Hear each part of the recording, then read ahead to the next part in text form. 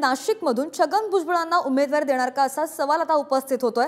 नाशिकच्या भुजबळ फार्म बाहेर जल्लोषाची तयारी सुद्धा सुरू करण्यात आली आहे, तर पदाधिकारी आणि कार्यकर्त्यांकडून जल्लोषाची तयारी करण्यात येते। नाशिकमधून हेमंत गोडसेंचा पत्ता कट होणार का अशा सुद्धा चर्चा मोठ्या प्रमाणात रंगल्या। बातमी आपण पाहतोय नाशिकमधून। नाशिकमध्ये महायुतीचे उमेदवार कोण असणार याची चर्चा संपूर्ण राजकीय वर्तुळात सुरू असताना मंत्री छगन भुजबळ हे नाशिकचे महायुतीचे उमेदवार असतील अशा पद्धतीची जोरदार चर्चा सुरू आहे आणि त्यांची उमेदवारी जवळपास निश्चित मानली जाते।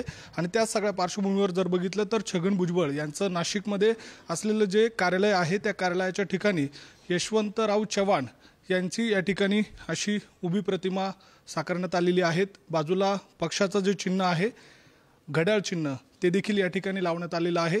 एकूणच छगन भुजबळ यांच्या नावावर शिक्कामोर्तब झाल्यानंतर या ठिकाणी उत्सव साजरा होणार आहे। एकूणच जल्लोष कार्यकर्ते पदाधिकारी करणार आहे। आणि त्या सगळ्या पार्श्वभूमीवर जर बघितलं तर गेल्या काही दिवसांपूर्वी राष्ट्रवादी काँग्रेस पक्षाचे जे राष्ट्रीय अध्यक्ष आहे अजित पवार त्यांनी देखील सांगितलं होतं की आम्ही यशवंतराव चव्हाण यांचा फोटो वापरणार आहोत आणि शरद पवार यांचा फोटो वापरू नये अशा स्वरूपाची देखील गेल्या काही दिवसांपासून चर्चा होती आणि त्याबाबतचा कोर्टाचा निकाल देखील आहे। आणि त्या सगळ्या पार्श्वभूमीवर आपण बघतोय की राष्ट्रवादी काँग्रेस पक्षाकडून आता यशवंतराव चव्हाण यांचे फोटो वापरले जात आहे।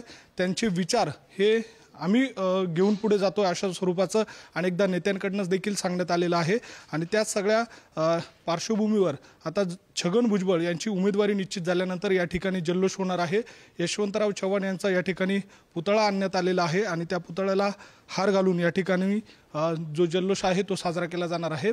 त्यामुळे छगन भुजबळ यांच्या उमेदवारीवर शिक्का कधी मोर्तब होतो, नाशिकमध्ये त्यांचं असलेलं भुजबळ कार्यालयाच्या ठिकाणी मोठं स्वागत देखील होण्याची शक्यता नाकारता येत नाहीये। आणि त्या सगळ्या पार्श्वभूमीवर पदाधिकारी आणि कार्यकर्ते यांच्याकडनं जोरदार तयारी केली जाते। व्हिडिओ जर्नलिस्ट जय साबळेसह किरण ताजने, पुढारी न्यूज, नाशिक।